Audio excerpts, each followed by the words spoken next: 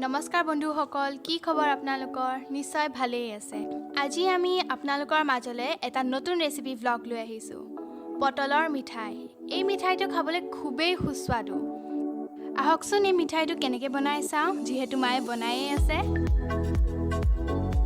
ধুনীয়াকৈ পটলকেইটাৰ বাকলি গুচাই দুফাল কৰি মাজৰ অংশখিনি চামুচ এখনেৰে সাৱধানে আঁতৰাই ল'লে।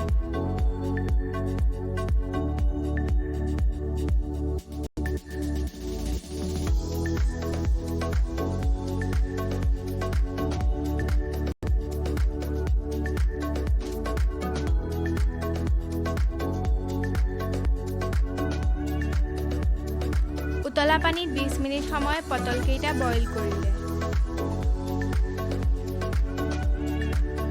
আন এটা বাচনত 1 কাপ চেনি 2 গিলাচ পানী দি উতলালে।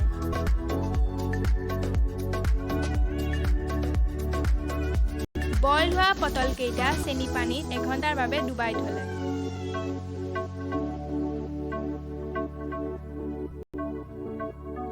মাজৰ ষ্টাফিঙৰ বাবে আধা লিটাৰ গাখীৰ কেৰাহীত ঘন হোৱাকৈ উতলাই আধা কাপ চেনি 1.5 চামুচ চুজি দি লৰাই থাকিলে।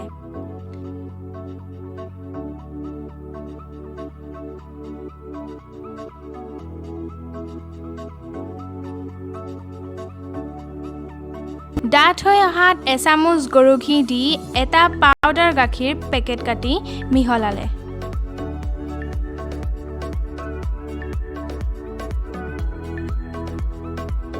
মন কৰিব যাতে গাখীৰত লাম্পছ নপৰে।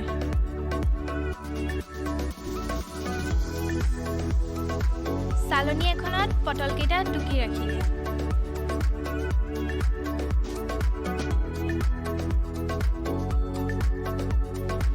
আৰু লাহে লাহে চামুচেৰে ষ্টাফিংখিনি পটলৰ মাজত ভৰাই দিলে।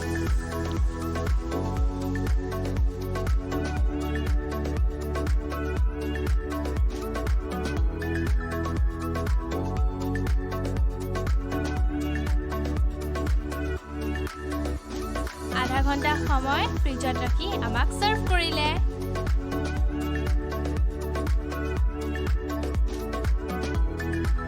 নহয়নে? খুবেই সুন্দৰ আৰু ঘৰতে বনোৱা সহজ মিঠাই। ভিডিঅ'টো চাই কেনে পালে আমাক জনাবলৈ নাপাহৰিব, আৰু ভাল পালে বনাই খাব আৰু লাইক এণ্ড শ্বেয়াৰ কৰিবলৈও নাপাহৰিব। Bye bye.